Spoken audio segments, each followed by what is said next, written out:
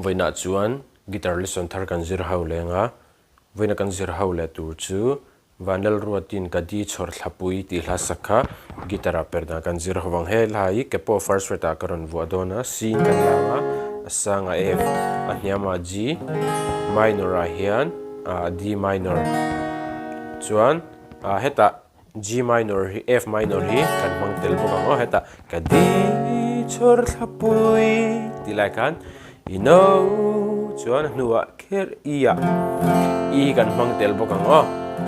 E kan mangtel bawk chuan G7 kan mangtel anga D kan mangtel bawk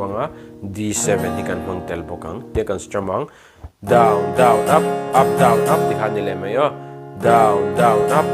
down up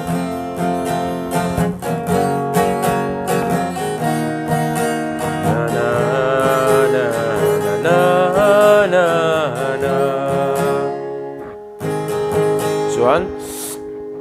anu adu le tipo kan strum thaya down down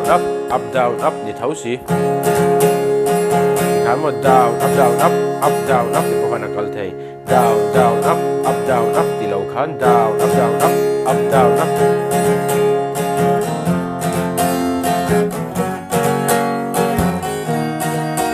na na na na na na ti khan mo di Chhawrthlapui you know kher mange lei thim pelam mang che ti khan kan strum thei down down up kha karon man polango khami pani kha atop lama khami strumming pattern pakhat jo karon hong tela halanen karon play mil lenga uluk devini lo ngai thale don ne